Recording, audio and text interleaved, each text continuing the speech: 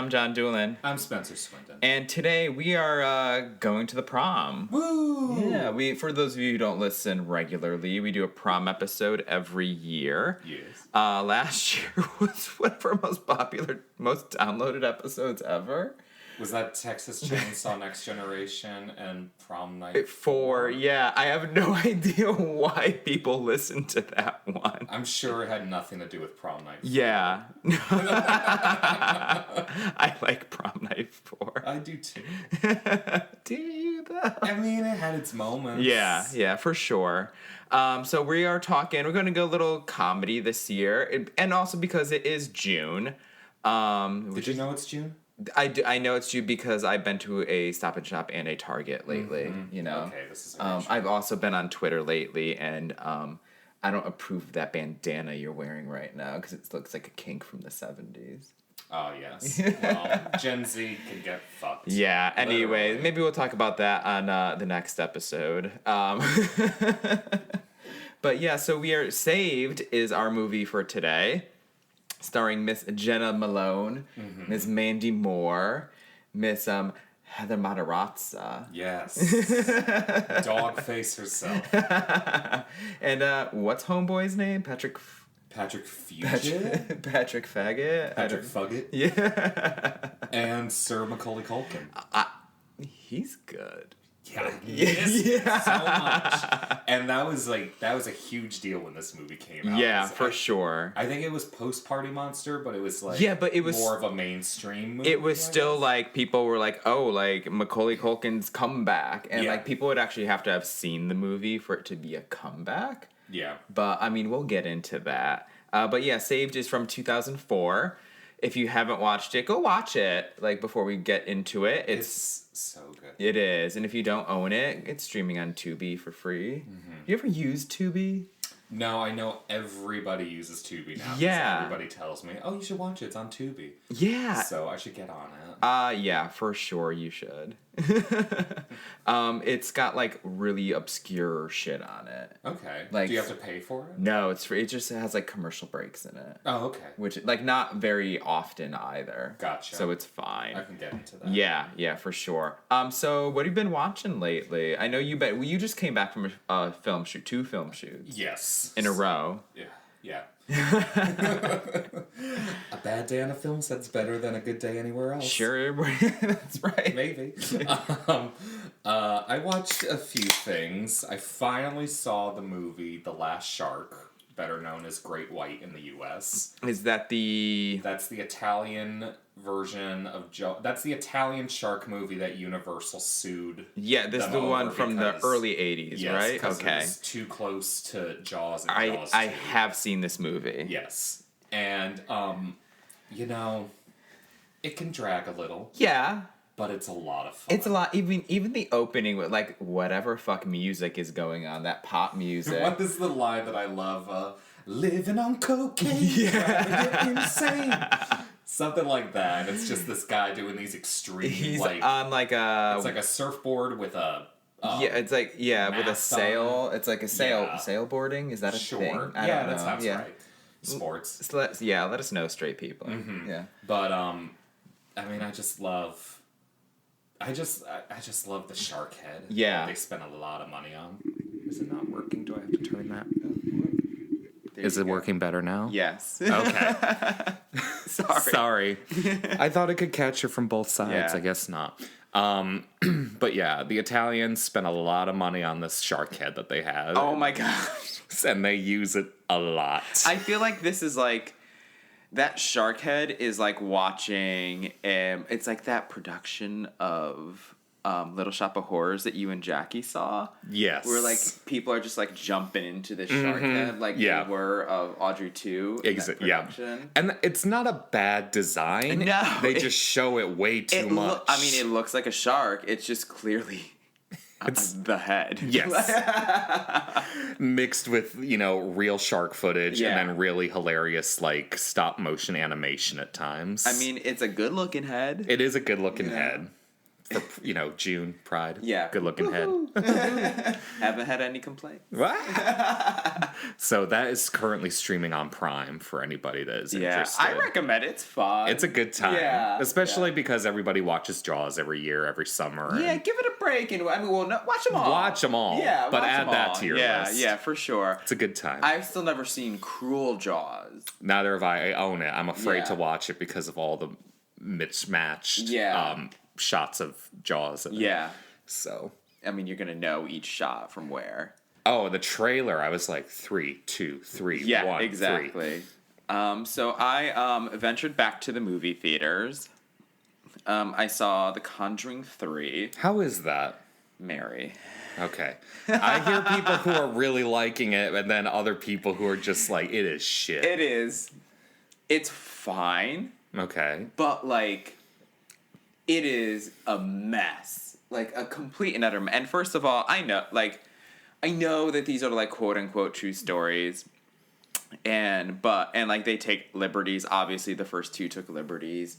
This one just makes up a whole fucking plot. Yeah. They use, like, the basis of a true story for, like, one scene, and the rest of it is all bullshit. Mm-hmm. Which is fine. Like, I don't care as long as, like, the movie was good, too.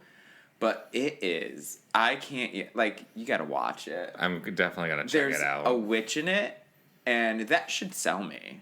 Obviously. You know? Yeah. She's a devil-worshipping witch. Nope. No, ma'am. It Fuck. is... And it's so religious too. I mean, the Warrens were very religious. I know, and it's like, I'm okay with religious horror to an extent, but I'm just like rolling my eyes at some of like the dialogue in this. Gotcha. And like, battling for the soul and like all the like I'm over it. Well, and like that's the thing, like a movie like The Exorcist that is like a very heavily religious movie. A lot of it has to do with like your doubt in your faith. Yeah. You know what I for mean? Like sure, questioning of faith and trying to rebuild it and all this shit. And now they just go in heavy handed with God on their side all the time. And sometimes it's just a little. Ugh. There's something that struck me so wrong about it because it is based on a real murder. And like the guy, they're painting the murderer as like the victim because he was quote unquote possessed. Sounds a lot like Amityville 2, The Possession. A little bit. The guy kind of looks like Sonny too. Gotcha. Amityville 2. But it's like it just seems like in really bad taste because like somebody was actually murdered. Yeah. And you're painting the murderer to be like the hero of the film. Gotcha. It just it sat with you wrong. Yeah, and it's only like maybe if it wasn't billed as based on a true, maybe but it's like no, this guy really was fucking murdered, like stabbed to death, and his killer served 5 years. I don't spoilers for real life. I don't know. What for 5 years based on grounds of possession? No, see that's the problem with the movie is that in real life the grounds of possession, like the judge wouldn't even hear it. He's like, no, and that you're not using that. But like that's as a judge should. Yeah, that's the whole drive of the movie though, is for them to like prove that he was, and it's. I don't know. It's just motivations are weird. There's like tangent plots and everything. It's just not really good. Gotcha. Who's the actor that plays Ed Warren again? Patrick Wilson. People are now just discovering how sexy he is in these movies. He's been sexy for 20 years, people. Yeah. But now everybody's losing their shit over it. I don't know if he does anything in this particular movie. Did you faggots not watch Phantom of the Opera when it came out? Hello. I mean, I didn't. Did he play the Phantom? No, he played like the boring love interest. I gotcha. But he was like sexy. He was fucking. He looks like how he looks. Yeah. I gotcha. And I mean, did you people not see Little Children? Have you seen Little Children? Is that the Kate Winslet? Yeah, with the Melanie Linsky or whatever. And child molesting. What's his face? The new Freddy Krueger, new by as in like a decade ago. I know who you're talking about. I don't know his name. And the comic book nerds are freaking out because he was in like that Watchmen movie right now. Whatever. No, I haven't seen Little Children. It's been on the list. I'd recommend it. We always find a way to figure in child molestation. Yeah. sorry. I'm shocked I haven't seen it. It's in my wheelhouse. The Conjuring 3 is totally fine. It's just like, it's such a letdown after what I think were two really, at least, not great scripted movies, but really well-made movies. The first Conjuring I really enjoy. Yeah, It's just me like a too. scary haunted house movie. And The Conjuring 2 is a little long, but it's fun. It's like, I give them credit for not going like the haunted house route on this one, but it just, I didn't do anything with it. Yeah. You know? There was just not enough there. I recommend people to watch. There's some Discovery documentary that I think you can get on Discovery Plus now that's all about the Warrens and all their cases. That was really good. And you hear how little they had to do with the Conjuring cases. Yeah. Very, very little. Especially the Enfield one in part 2. Yes. Even the fucking original one. Yeah, Like, they said how the wife got possessed during, like, one of their seances, and the husband, like, punched out Ed Warren, and then they left. Out of the house, and that was the end of it. But boy, did those people go on TV when that movie came out talking about how it was a whole ordeal. Thank God for Lorraine Warren. God. And I love Ed and Lorraine Warren, but as I get older, it's always a little like... Well, I went to... so the son-in-law does the lectures now. Yes. And I went to one, not this past October, because obviously everything in its mother was shut down, but the October before then. And he was just like, it was not a pleasant experience. Because, you know, at least, like, Lorraine used to, like, tell her, like, creepy little ghost stories. Yeah. And the son-in-law, Tony, I think his name is. Tony Sparrow. Yeah, he just went, like, fucking on a rant about how children don't have God in their life anymore. And it was, like, Spencer, it was, I literally used to, I think I was with Kevin, my roommate, and I go, I want to leave right now. Did you pay for it? Yeah. Oh. Yeah, but it was, like, $15. Yeah, but like, still. Yeah, that's too... Well, that's the thing about Lorraine, is, like, she was just, like, this sweet old woman who, like, would tell her spooky stories. Yeah. Whether you believed in them or not, it was just fun to hear. Yeah, and she'd show her little slideshow. Yeah, and she was always religious. She would talk about her faith and stuff, but, like... She didn't damn people for not believing in Jesus. Also, she was in her 80s, so it's like, okay, you know, she's of that generation. Yeah. Now it's just some fucking boomer screaming at you about God. Honestly, that is what it was. And, like, he went on this tangent for, like, a half hour. Like, we were like, my God, this is never going to end. It was awful. I wish he had just ripped up a rainbow flag at one point. Honestly, I was waiting for him to go, and you faggots out there. Have you been watching anything else? Well, I watched a TV movie recently from the 80s called Don't Go to Sleep. I know the cover art. Yes. I don't think I've ever seen the movie. It stars Valerie Harper, of TV's Rhoda, and Ruth Gordon. Oh. Who was, you can tell, only there for 2 days. I was going to say, like, what year was this to know the age of Ruth Gordon? This was, like, 1982, and I think she died in 1985. I was going to say, she's probably on, like, her deathbed at that point. She was old. Yeah. She was very old.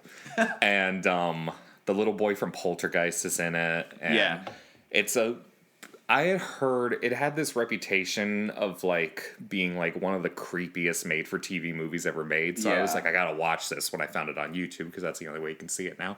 It's never had an official release. And it is creepy.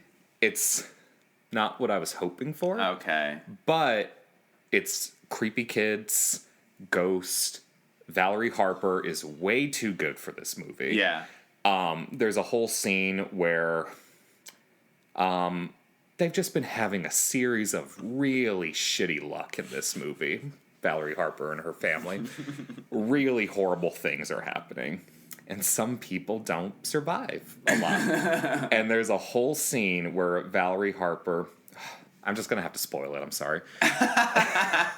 Well, the thing is, the family moves into a new house. Spoilers for a movie you can't watch anywhere. You can watch it on YouTube. Yeah. The family moves to a new house because their oldest daughter died under mysterious circumstances that we don't learn until the end. So they move into the house. Ruth Gordon's the grandmother. She's Rhoda's mom. She moves in with them. And then the little girl starts hearing voices and starts seeing her dead sister. Yeah. And she's telling her, like, you know, you're the only one that wants me back. They never loved me. And, like, all this shit. So she's trying to, like, have the little girl kill herself. She's having the little girl. She's kind of possessing the little girl to kill the other members of the family. So Ruth Gordon dies at one point. So now Valerie Harper's mother and oldest daughter died within a year of each other. Yeah. Then the little boy from Poltergeist is killed. So now two of her 3 children and her mother are dead within a year. Now her husband's an alcoholic. And so he's just drinking all the time. He's sitting in their dead son's bedroom getting plastered. And Valerie Harper comes in and she's just like, stop drinking. Like, you know, you got to be strong and all this stuff. He's like, I'll deal with it tomorrow. And she just goes on this whole thing. I have to handle everything in this family because if I don't do it, it doesn't get done. So you're going to handle it. You're going to go in his closet and his drawers and pack up his little shirts and his little pants and all his little toys. And it is such a good performance in such a ridiculous movie.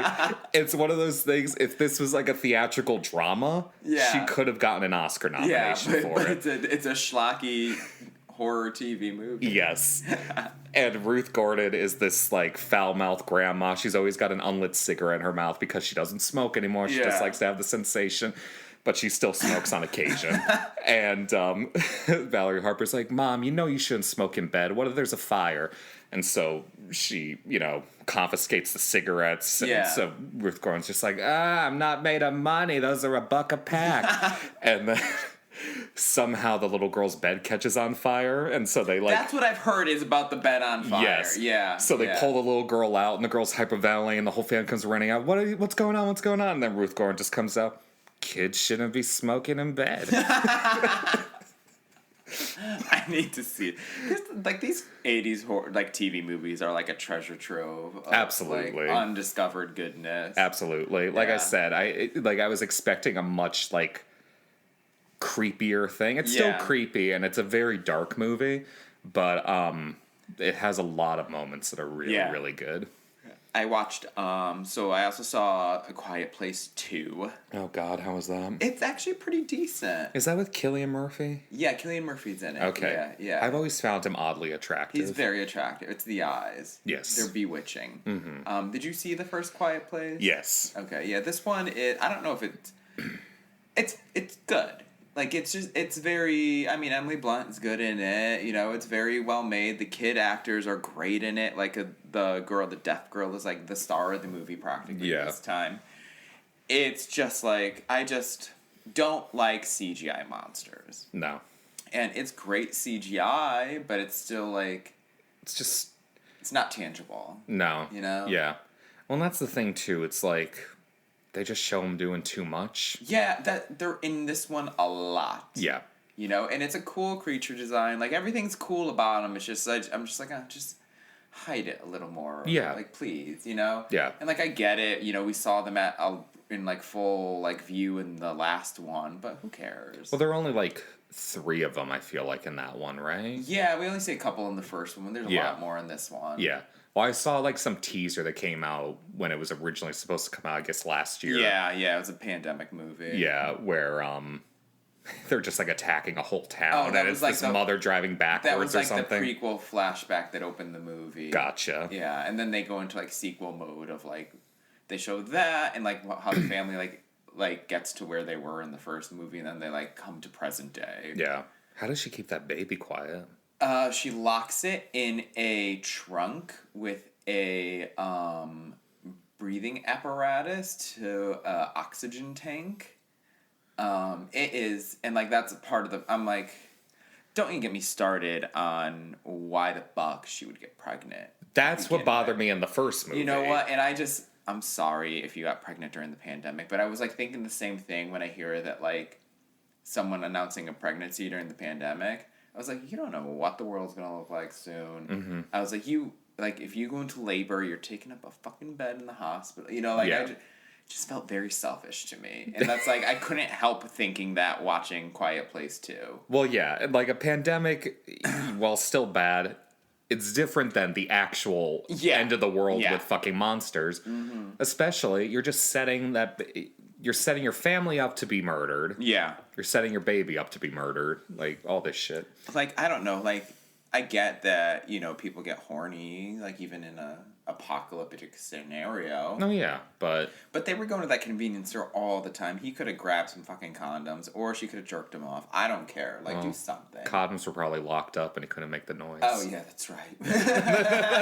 No, this was small town. They're just... Yeah. They're just behind the counter. Yes, you gotta ask the... Yeah. They're not locked up like fucking Stop and Shop. Mm-hmm. Jesus. Yeah, so, like, it's a good movie. It's just... They're really just not my thing. Yeah. I enjoyed it. I enjoyed watching it. I'll probably never watch it again. Yeah. That's my attitude with the first movie. Yeah, I had fun watching it in the theater. The first movie once. That was it. Yeah, exactly. Yeah. Surprisingly, my theater stayed pretty Very quiet the entire time. I went when there was like barely anybody there. I was there for a packed house, and I was shocked that they stayed quiet. Yeah. Our old movie theater. I do. I've been there. Mm-hmm. I saw Spiral there. The Book of Saw. What? The new Saw movie is called Spiral. It's fine. I've only seen the first Saw. Years and years this and years is one ago. that you don't have. This is more of like a spin-off than anything. Gotcha. It's like a copycat killer.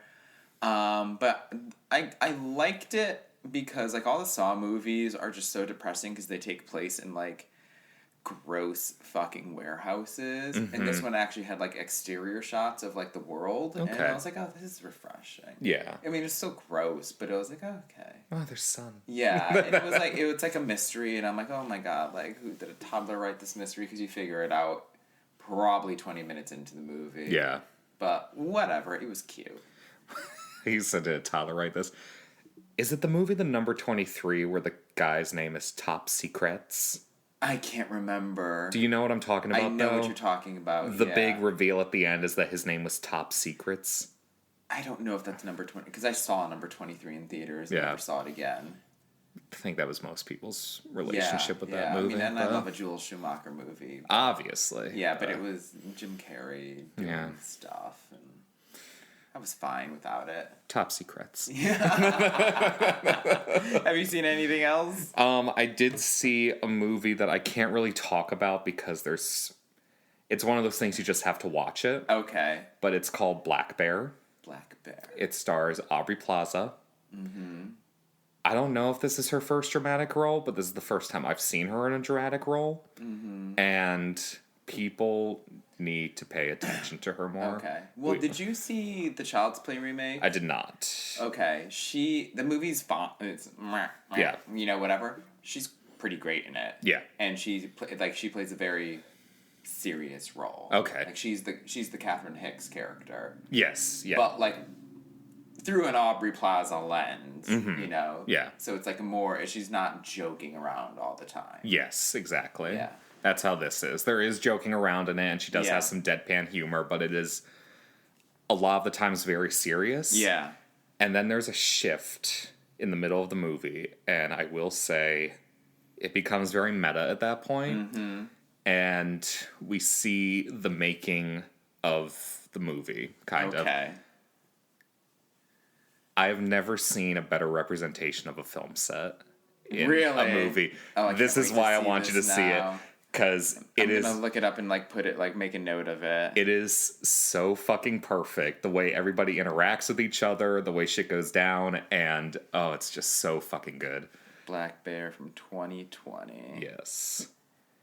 Okay. That's all I want to say about it because there's, some shit that shifts here and there and all that. So is this dark-haired man in this movie? Let me see the picture. Is that him? Yeah, he was on Girls for 2 seasons, and then I think that crap. I think he was on for 2 seasons, and he left because he hated Lena Dunham so much. Oh, I'm already like him. Yes, and he was in a movie that I saw recently. I'll add this one to my list too. It's called Piercing. Okay. I think that's another one I highly recommend.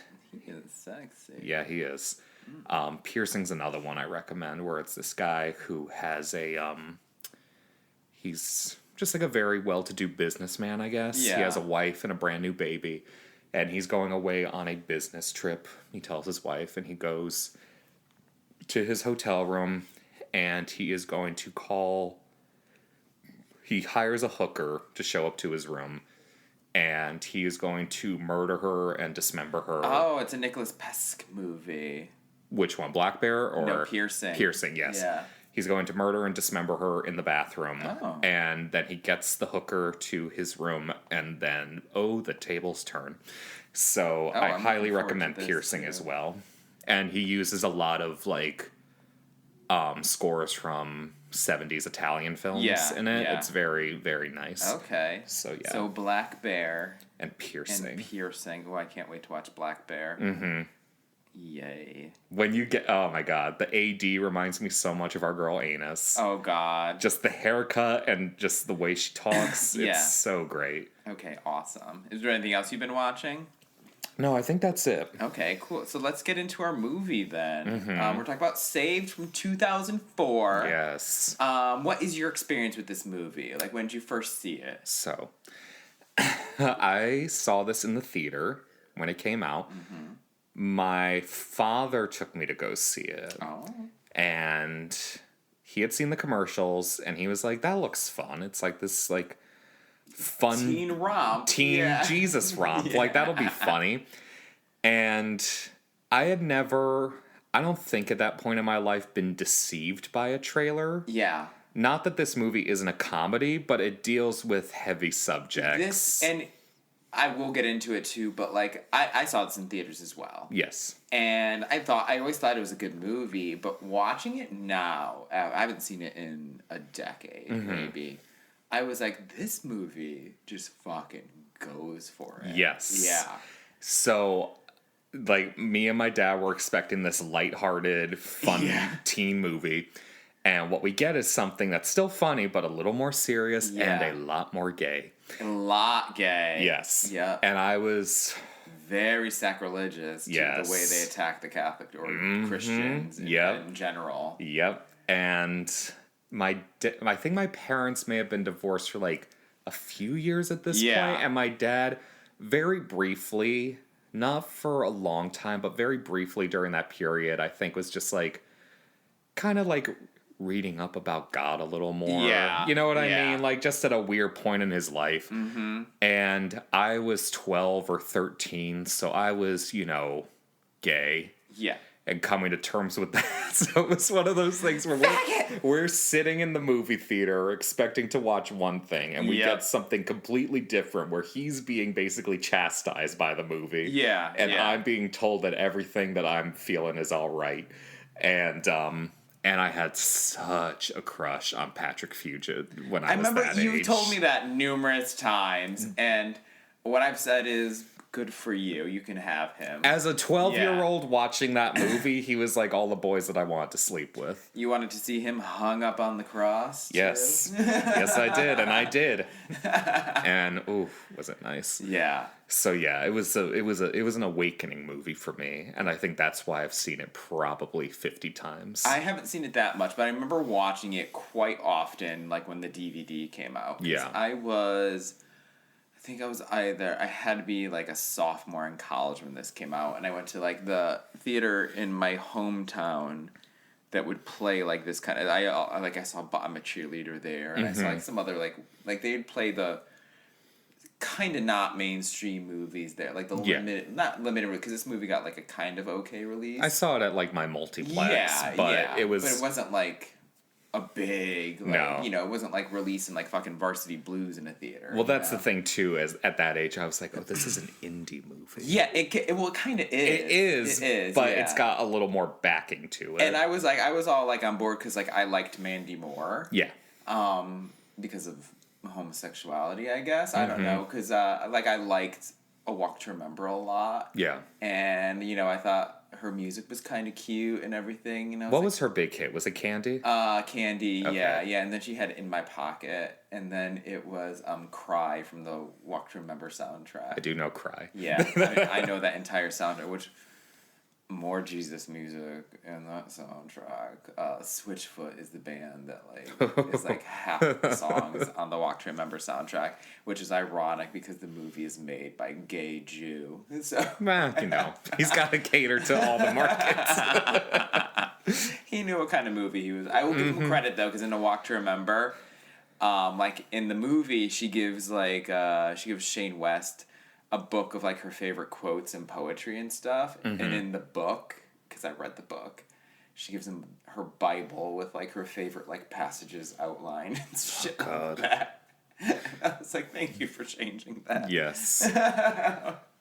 Yeah, but I was like and I had a weird fascination with Jenna Malone because I thought she was going to be huge. Yeah. Because she was in all this stuff that she was in Donnie Darko, she was in Dangerous Lives of Altar Boys, all these like weird kind of teen indies, like faux indie movies. Was The Dangerous Life of Walter? I remember after seeing this, I looked her up because I thought she seemed so cool, and it looked like another like Catholic school movie that she was in. It is, yeah. That was and it's got the other Culkin, Rory, I think, gotcha. and Emile Hirsch is the lead. Okay. Like Emile Hirsch is her boyfriend.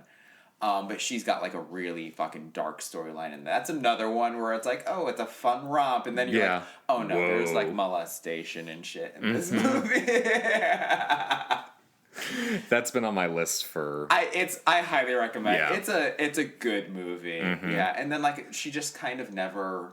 I mean, she's obviously a working actress. She was in a couple of those Hunger Games. The Neon movies. Demon. I was gonna say She really goes for it in the Neon Demon. She really does, and you know that was her idea in that scene, right? I didn't, but good for her. Yeah. She's a sick person. I think the script only called for her to like kiss the corpse or something like that, and she just like, well, while we're here, you know, I'll just fuck it. Spoilers. Spoiler alert for the Neon Demon. Oh god, that movie's great. It's really, really good. Yeah, so like watching Saved this time, I was just like, oh my, like, maybe it's because I was at the time of when it came out, I was still kind of like maybe a little religious. Like I was never like religious, but you know, I was still. I went through a phase like that too. Yeah, where I was still like, oh, maybe I'm still believing in the church and stuff like that. And so like, I don't know. I guess I didn't really like feel the real fucking biting sense of humor against the church in this movie while watching it, and now I'm like, oh my god. Yeah. Especially Mandy Moore's character. Do you know any kids like this? Like these Jesus kind of freaks, or did you know anyone like that? I'm trying to think. I feel like that would like immediately pop into my head if I did. Like my sister would babysit for this girl and her sister that were my age, so I'd go with her and hang out. And like their family was religious. They went to our church, and so like they weren't allowed to like watch certain things and stuff like that, but they weren't like crazy Christian. Yeah. You know what I mean? Like I don't know anybody that was like this Jesus centric. In fact, these people exist too. Oh, 100%. I mean, well, I've still never seen that documentary. Is it Jesus Camp? It's good. Yeah. The best thing about Jesus Camp is that the people who run it let them film everything because they thought it was going to give this like amazing portrayal of all the good they're doing for these kids. Yeah. And like the movie comes out and it's like, oh my god, these kids are being fucking emotionally abused. They're being indoctrinated into a cult. And are like the thing about that too is like the filmmakers weren't like really editing it in any way to make it seem like that. They were just showing it as it was. Footage. Yeah. Jesus Camp it's a fun watch. I need to check that one out. Yeah.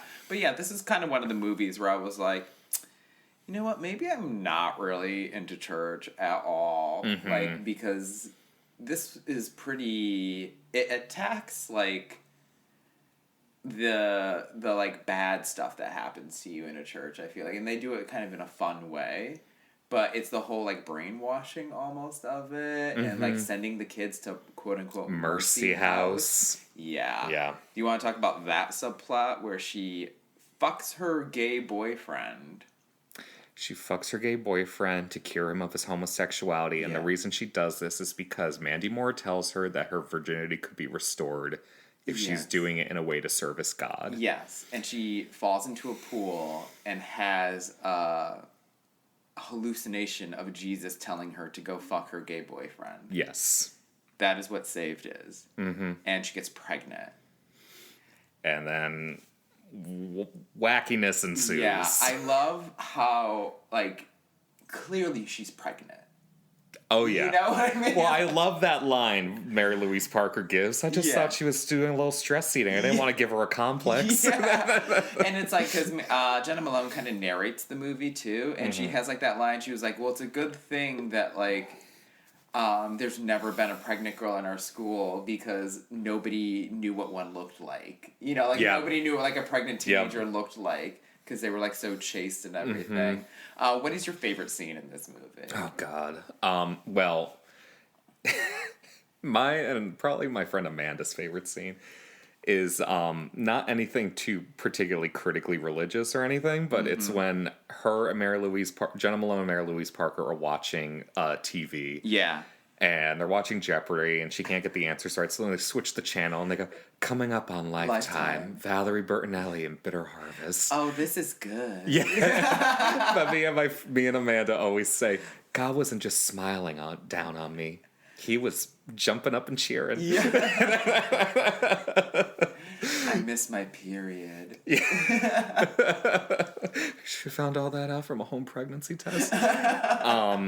So that's my favorite scene. Well, it leads into one of my favorite parts, and like this is a cruel, biting movie, you know. Yes. So like, just take it as a grain of salt. When Jenna Malone is like paddling, oh, please be cancer, so please be cancer, please be cancer. Well, I love the scene that I love because it like stuck with me so hard when I first saw it, and especially sitting next to my dad, it was like very awkward, I guess. But the scene where she gets off the bus after she's found out she's pregnant. Yeah. And she goes up to the giant cross. Oh, yeah. And she's just like, shit. Fuck. God damn. As a kid, it was just like, whoa. Yeah. And then I was like kind of like looking over to see how my dad was reacting. It was probably very uncomfortable. Yeah. Well, it's like, I like how they have like the different point of views in this movie too, because at the end of the day, like, it's not like that damning against religion, because like Jenna Malone is not like she becomes an atheist or anything. Yeah. You know, so it's like she's just like, okay, like, you people are fucking psycho, don't interpret the Bible like that. Mm-hmm. You know, but like there's like that very telling line where Mandy Moore's trying to give her an exorcism to the Tubular Bells thing, which is fucking amazing. Mm-hmm. Where like she throws the Bible at her and says, "I am filled with Christ's love," and she goes, "This isn't a weapon." Yep. So it's like, and then you have like the counterpart, which is Eva Mori's character, who that's Susan Sarandon's daughter. Yeah. I never know her name. Yeah, who's Jewish in the movie, so like she's not religious whatsoever. Cassandra. Yeah, who develops a relationship with Roland. Is that his name? Roland, yeah. Get it? Because he's rolling. Yes, I do. Wheelchair. Mm-hmm. Yeah, we could talk about the cast a little bit too. Mandy Moore steals the movie, I feel like, in a lot of ways. She's so great. She's got that great mullet shag. Yeah. Oh my god, it is so bad. I hope it's a wig. It's a wig, but the commentary on the DVD is so good. There's like one with like the writer and producers that I never listened to, but there was one that's Jenna Malone and Mandy Moore. Yeah. Just watching the movie and like gabbing about how much fun they had making it. Oh, wow. And she was talking about, she was like, so they gave me this mullet wig and it is so ugly and I just loved it. Yeah. It's hard to hate her. She's like a foul, like vile person in this movie. It's like the same thing, like, even though this is a problematic movie, The Help. Yeah. How you have like Bryce Dallas Howard is like this horrible racist character, but she's such a fucking cartoon that like she's a so fun villain until she gets really bad. Yeah. Which is kind of with Mandy Moore in this movie. Yeah, and like it's like she thinks she's doing so much good in the world. She believes in everything she's doing. Yeah, 100%. She doesn't question any of it, which, you know, that's what we call a cult. But. Yes. I love too at the end when like she's outed. Yeah. For like as the vandal. And Pastor Skip goes to like walk her off the stage. He's like, "Let's go, Hillary," and she's just like, Like, she can't even handle it at that moment. And then she has her breakdown, which is fantastic in the van. But Yeah, and she's a little bit racist too, because the Jesus, of course he's white. of course he's white. God, sometimes I think my brother's retarded too. She says retard like a few Yeah, she times in the does. movie. Very 2004. Oh yeah. Like that's the best part is like he's just like in a wheelchair. You know, there's nothing wrong with him, and she just calls him a retard all. Yes. Well, he fell out of a tree or something, they say. Yeah. And she found him, and that's like she claims that she saved his life. Yeah. When like no, he was gonna live no matter what. You know, he's precious in this movie. Yeah, he is. You know, it's weird that he doesn't have.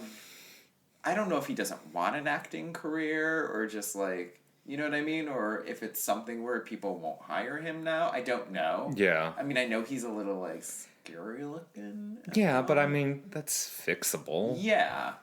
HMU does wonders. Exactly. Yeah, 'cause give him a wig. He's like really fucking good in this. Yeah. You know? I'm used to seeing child actors who like end up not being good, you know, and when they get older, I'm like, I love the Child's Play movies.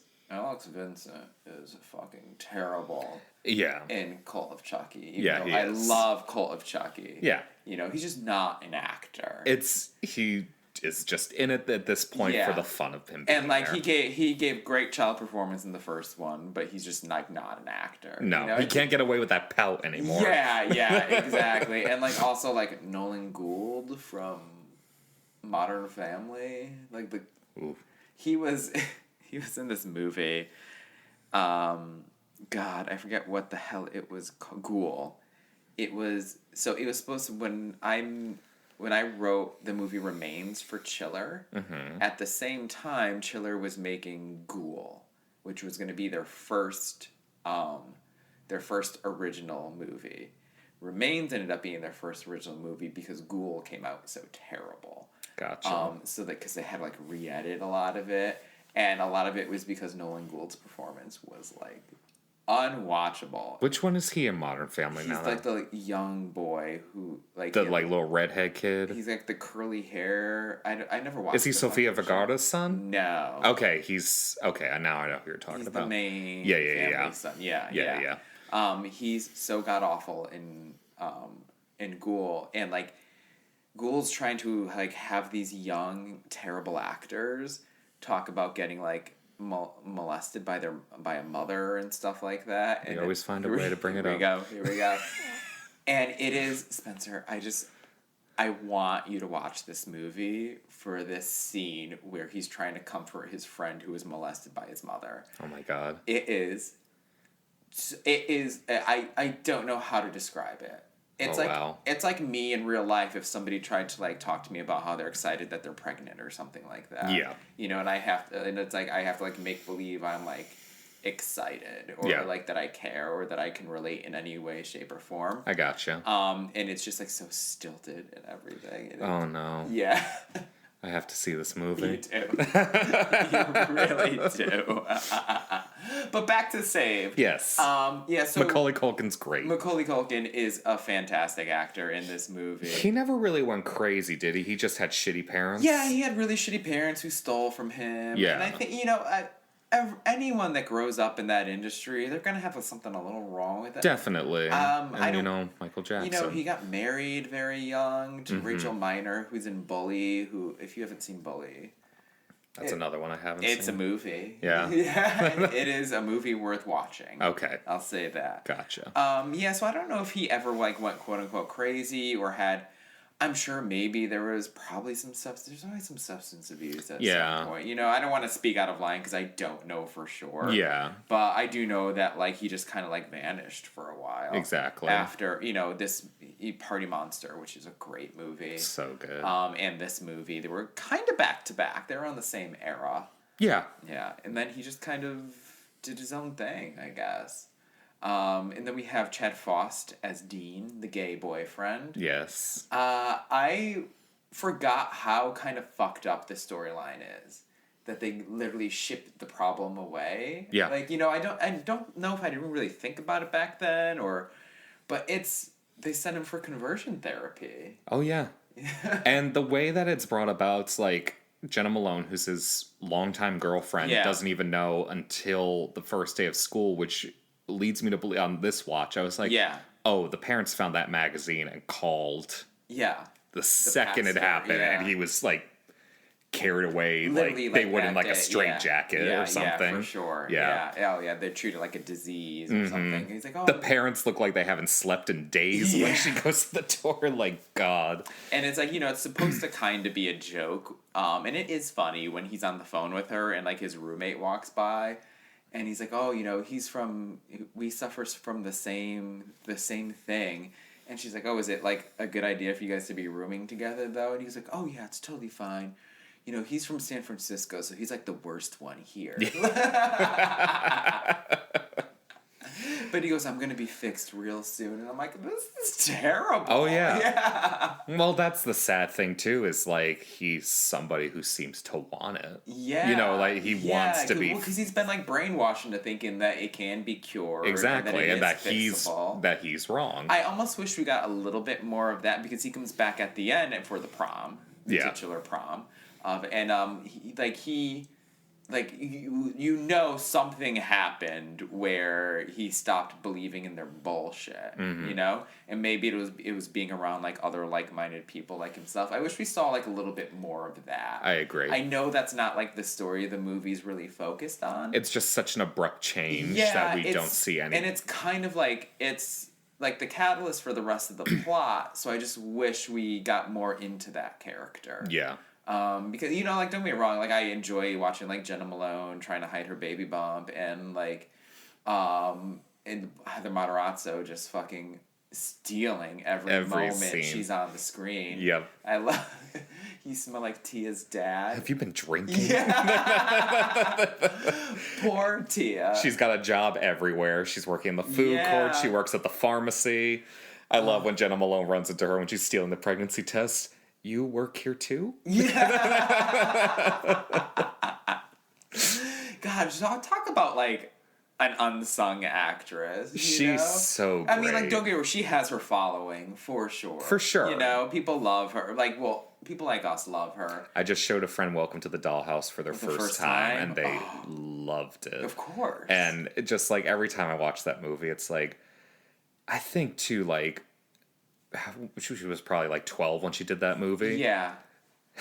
To like the parents who signed their child up for like, oh yeah, we're gonna sign you up for this movie where literally everybody hates you and calls you ugly, and you're getting the role because we're just gonna put a pair of glasses on you and you're the character. And it's like I want to know what kind of what her parents are like, because that could go like either way. They can either be like really cool and arty, or like really, like, you know what, it's for the art. You know, she's gonna, it's a performance. She's gonna do great. They're like, whatever, give us the money. Yeah, exactly. Or they're like, yeah, I mean, you're right. She is a dog. Which we used to work with somebody at the theater, an older man, not the one you're thinking of, the other one. He wasn't there as long. Okay. But I forget how it came up, but he said how like Heather Matarazzo is one of the most beautiful actresses that he's ever seen in his life. Fuck up. Now, I think that I know which one you're talking about. Yes. Yeah. I think that she has a definite look that I think she can be attractive. Yeah. They always cast her as the weird friend. Of course. I mean, did you see Hostel 2? Yes, a long time ago. Yeah. But, like I've seen her in interviews where she looks good. Yeah. But they always cast her as the weird, ugly friend and things if she's not playing Dawn Wiener. I wonder if that had any negative effect on her growing up, because she was young when she was getting cast in these movies. That's what I'm saying. Yeah. Her first movie is people literally calling her ugly the entire time. And some guy telling her he's gonna rape her. When that moment happened, my friend goes, "What is about to happen?" I go, "Just wait, just wait." And she's a lesbian in real life. She came out. Good for her. Mm-hmm. I wonder if maybe, it's I don't want to say that lesbians are kind of ahead of the curve, but I feel like they mature way faster than gay men or straight women. So it's like I wonder if that aided in like her ability to I think so. take on these roles, you know? Yeah, I agree. Be like a little self-aware of what she's playing into. For sure. You know? Yeah. And I mean, because fucking Welcome to the Dollhouse is... It's a great movie, really and a is. lot of us relate to it in Yeah. a number of different levels, but it is a brutal movie in some... Yeah. It's a very funny movie, but pretty brutal at Yeah, times. she's so good at playing the follower in this movie. Yes. And I love how, you know, they give her kind of like a full character arc too, you know, where she gets to kind of like put Hilary Faye in her place at the end. Oh yeah, she gets the tiara. And gets the tiara. Yeah, that is so funny. Where she's having like a hard time opening the door to the van. Ooh. Yeah. What do you think of the prom? As far as movie proms go. I feel like... What was the name of the band? Godspell or something that was playing? Something like that. Yeah. I think the high school is pretty cool looking, so therefore it another helps benefit the prom a Another little thing I bit. want to bring up is like anytime, like, because I've seen other like portrayals of Christian high schools and everything, Mm-hmm. and like they're all like mega churchy, like, you know, like these Yeah. very indoctrinated, like super Jesus freak people, like they just give their money Yeah. to the church. Yep. And so it's like they have this gorgeous modern like state of the art high school. Yep. And it's like, man, what fucking greed is going on here, Oh, yeah. you know? Mhm. And that prom is like unreal. Yep. Like it is a big expensive prom. Yep. With a terrible live band. I mean, not the band, but you know, they're Just the whole singing thing they're about. God, yeah. Mhm. I do love too. I wanted to bring it up before I forget. Cassandra's possession during like the My pusao, it's a hot pusao. and Mandy Moore just gets She's saying she's got a hot pussy. Doesn't like the microphone like the microphone goes like Yeah. it like feedbacks out on the yeah. special features on the DVD. It goes, "What's Hillary really saying?" And then it's the actual clip, the actual line of her saying it. the actual line of her saying it on God, the bonus features. It's I'd love to great. hear Mandy Moore saying. I'll send you the clip one day. Mandy Moore is another one who it's like I feel like this movie is full of people who like they're working actors but they're not like stars Yeah. and they had the capability to be them at one point. Mm-hmm. You know, I think Mandy Moore, she made like a couple like just not great teen movies that I love. Yeah. Like Chasing Liberty and How to Deal and stuff like that. Just nobody saw them. Yeah, well, that, and I think she was supposed to be the selling point for this movie because even though I didn't, She's on the poster, like she front is, and center. and yeah. because I didn't really I didn't listen to Mandy Moore or anything, but like I knew who she was, Yeah, so I was yeah. like, oh, she's that pop star doing this weird Christian movie. Yeah, This yeah. should be fun. Yeah. And wearing that horrible wig. Horrible in the best way. It's not Yeah. bad like Jamie Lee Curtis's. It's just an ugly it's haircut. an ugly hairstyle. I wonder whose idea that was, you know? Michael Stipe was a producer. I like to think that Okay. he was like, let's do it. But and I love too when she gets her like the it's an even uglier hairstyle for the prom. Oh, yeah, her it's little awful, her yeah. little updo with the little bun on top and the tiara, Yeah. and she's got that huge zit that's forming on her face. You can't even see it, Hilary Faye, and like, stop bringing it up. Let me try on that tiara. Lay off the tiara, Tia. I love her little core group. I mean, it's Yes, just the it was Angels, yeah. Yes, it was. I forget what the other girl's name is. I do too. I Yeah, think that. it was Jenna Malone originally, and then the other girl, and then Joe Malone left, and then Yeah. we got Heather Matarazzo. Bless her. Yes. Like I also like love the like I it got a little emotional when the mom jumps in the ambulance at the end too. Oh yeah. You know, when they're fighing over like I'm the boyfriend, I'm the father, I'm his boyfriend. I'm his boyfriend, Yeah. yeah. And then she's just like get out of my way. Yeah. Although I love because they have like the fight before Yeah. then, and then she gets in the ambulance with her, and she just goes, "You didn't ruin my life, Mary," which is a very sweet, thing to Yeah. say. But my friend Amanda, again, we watch this movie all the time, so that line would happen. You didn't ruin my life, Mary, and then Amanda just go, "You just made me hate it."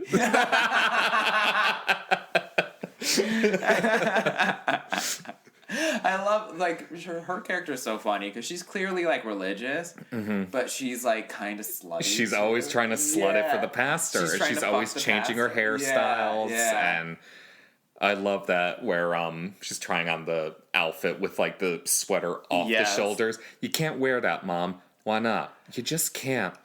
You're right, it's too hot for a sweater. And then she's just in the tank top.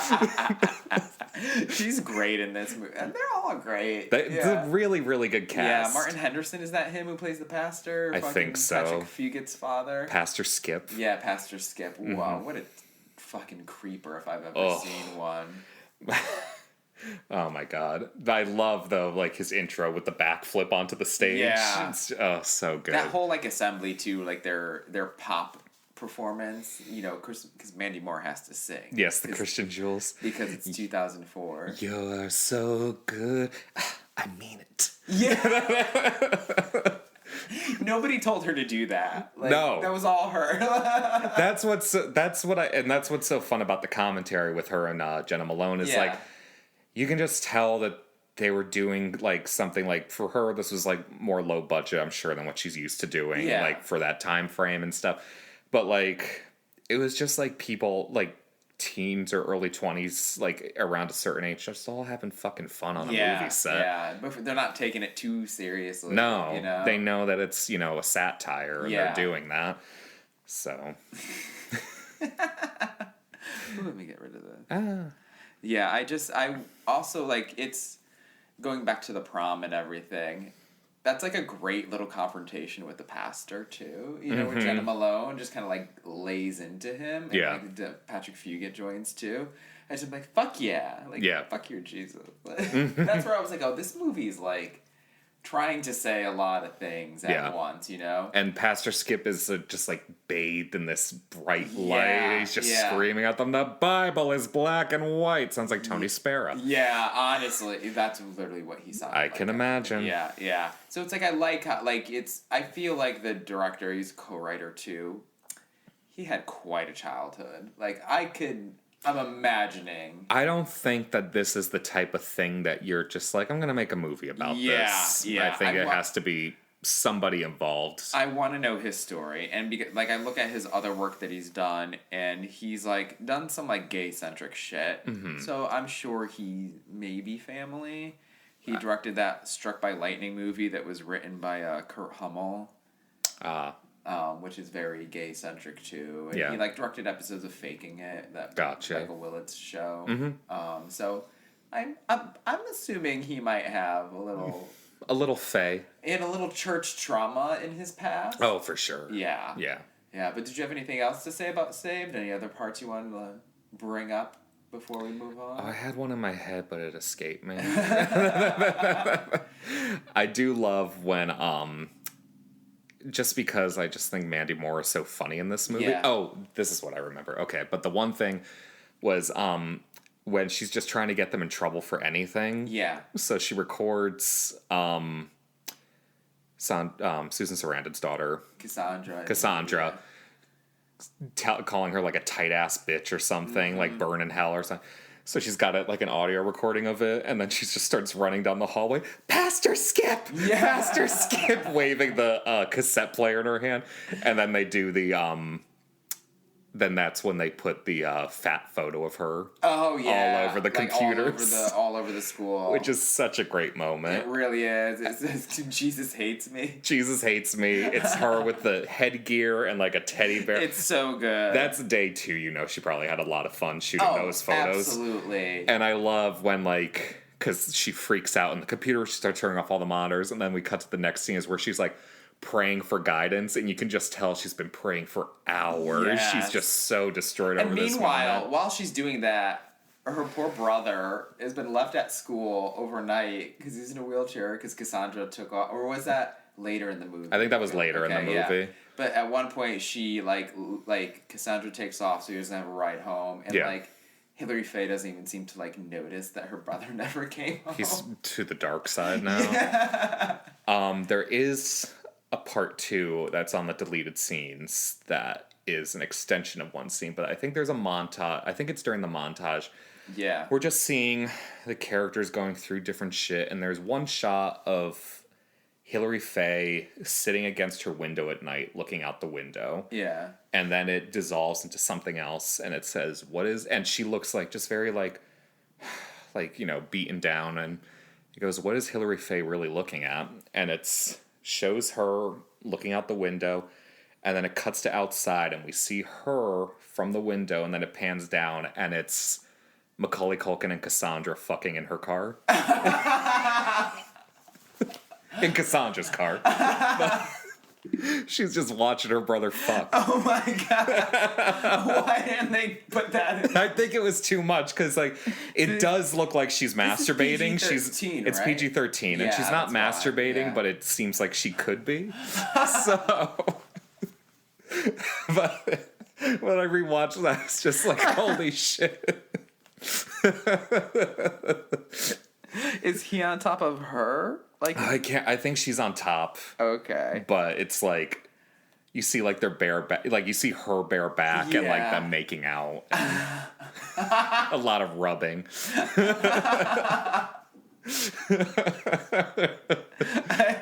Something tells me there's a much more darker R-rated cut of this movie buried somewhere. For sure. Well, on the special features, like we see right before Jenna Malone fucks her boyfriend, Dean. Yeah. And we see the shot of him reading the porn mag. Yeah. You kind of see a little bit of a boner in the frame, but it's a full-on boner in the in the original. God, maybe there is more shit with him in like another version of the movie. Yeah, I'm gonna have to go through. I know a comedy, like the shorter the better, kind of. Yeah, it's like a 95-minute movie, which is perfect. Mm-hmm. But yeah, I'd love to see more of that character.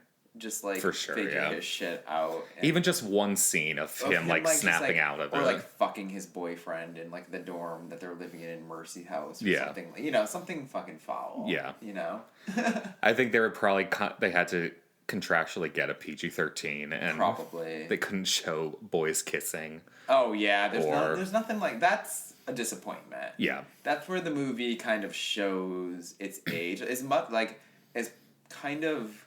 Speaking of the times that this movie is, like, I feel like a lot of what's going on in here is relevant still. Yeah. But you can tell it's like early 2000s because of like the shyness to show anything like that. Well, I was listening to not go that extra mile. Yeah. I was listening to an interview with Coco Peru on some podcast. I can't remember which, but it was really, really good. She's just the best. Yeah. But she was talking about how she was on Will and Grace back in the day, and she was like, when I originally did the show, Jack was not allowed to have like a love interest. Yep. And she goes, and I was playing a drag queen who lived at home with his mother. Mm-hmm. Like it was the joke. It's very like sexless. Yes. Yeah. And then when they did the reboot, she goes, it's amazing to me how much stuff has changed in like these last 20 years. Because when we did the reboot, I own a gay club, a successful gay club. And I am officiating Jack's wedding. Yeah. She's like, and it's not a big deal. It's just where we are now. Yeah, I didn't even think about that, like, because I've seen every episode of Will and Grace. Mm-hmm. It's, I don't want to say problematic, because it is what it is. It's of its time. It's of its time. I still think some of it's really funny, like... Obviously, Megan Mullally is hysterical in it. Yeah. But yeah, it's very neutered in a lot of ways. Oh yeah. That back when it came out, it was like, oh. It was a big deal, just the fact that he was gay. He was gay, yeah. The main character was gay, and that Jack was like effeminate, Yes. But yeah, I did watch some of the reboot. And they do kind of push it a lot further, and it's almost like a different show, like watching a different show. Yeah. And then it's like weird to think that it's not that far apart in time. No. But it's like we get into it on the next episode. Yes. When we talk about Pride. Mm-hmm. But yeah, so I love Saved. It's just so good. I think the movie's so funny. It's saying a lot in a little time. It packs a punch in a very enjoyable way. Yeah, an almost unexpected way too. Yes. Because like it kind of you let your guard down a little bit, as into a lot of it in the beginning is joking. It doesn't get to the serious stuff till like more halfway through and stuff. Yeah. But then like you think like, no, like it's pretty serious because they sent this gay kid to get converted, and they just don't present it like that. Yeah. So it's like only kind of at the end you realize like, wow, this is fucked up. You're just like immersed in that world. Exactly. You know? And it's one of those things that like I feel like as I get older I notice more things about movies. Yeah. And like so when I was a kid I didn't really, even though I knew it was fucked up that they send the gay kid away to the conversion camp. Yeah. It just seems worse and worse as I watch it as the years go on. Well, I think you don't even think about, because like obviously like the only time I'd ever heard about gay conversion was from But I'm a Cheerleader. Yeah. You know? I had a friend that went to gay conversion camp. Yeah, you told me that. You say it's like not really like in But I'm a Cheerleader. But it's not like in But I'm a Cheerleader, but it's like the little bit that we see in Saved. Gotcha. Which we don't see really anything in Saved, but it's just very, you know, like, Jesus-centric. But it's so weird to me because, like, I've met his parents. Now, they weren't great people. I think that's probably because I never interacted with them because we just didn't care for each other. Yeah. But, they didn't seem like that crazy Jesus-centric type of people. But now he has no contact with them and is a drag queen in Florida, I guess. Good for him. Yeah, from the last I heard. Do you think this movie didn't get, like... Because it had, you know, had Mandy Moore in it. It had, like, you know... it had, like, I feel like everyone in the cast was kind of a name or recognizable. Yeah. Do you think it didn't get, like, that wide release because it takes jabs at Christianity and has, like, gay subplots and, like... Movies just weren't doing that back then. Yeah. Well, what year did we say this was? Was 2004. 2004. Yeah. So it's a few years. It's same years as Mean Girls. Yes. I think the Christianity thing has a lot to do with it because we weren't that far off from 9/11 at that point too, where people were being, you know, hating Muslims and embracing Jesus a lot more, at least, you know, at the base of everything. So, and we, you know, it was the Bush era, so people were very conservative. Yeah. So then you have a movie that comes and takes the piss out of that for a young audience. Yeah. It's almost viewed as like propaganda for by some people. Millennials, you know, this movie is why millennials don't believe in Jesus. Yes. Essentially, we're like the most non-religious generation at the moment or something like that, or we started the non-religious movement kind of. Yeah. I mean, I'm not surprised. Let's blame Saved. We all watched Saved. You say blame, I say let's congratulate. Yeah, well, Saved. that's what I mean. I know what you mean. Yeah. Thank you, Saved. Thank you, Saved, for bringing us one step closer to eradicating religion from America. Mm-hmm. If you get anything out of religion, good for you. I don't. Yeah, you know, just don't be a dick about it. Yeah, don't be a Hillary Faye about it. Exactly. You know, and think that everybody has to believe in Jesus. Be a Mary about it. At the end, as far as we know, she still has her faith. But she's just like, all right, I got my gay best friend, and I'm a teen mother. Yeah, even the gay baby daddy has his faith. He goes, I may be gay, but like I still think Jesus loves me, or something like that. You know, like they don't. I like how they don't like hammer that in. It's just almost like a shady retort to the Pastor Skip more than it is like. It's not some like big preachy thing. Yeah. It's just him telling the pastor to fuck off. Yeah, that's why it's very subtle. Mm-hmm. Yeah. So yeah, Saved is brilliant. Yeah. Great prom scene, all culminating with Hillary Faye running her handicapped van into a giant. Yeah, we didn't really talk about the prom scene for our prom episode. I know. Well, it's like it does like. It's an important scene. It's an important scene. But there's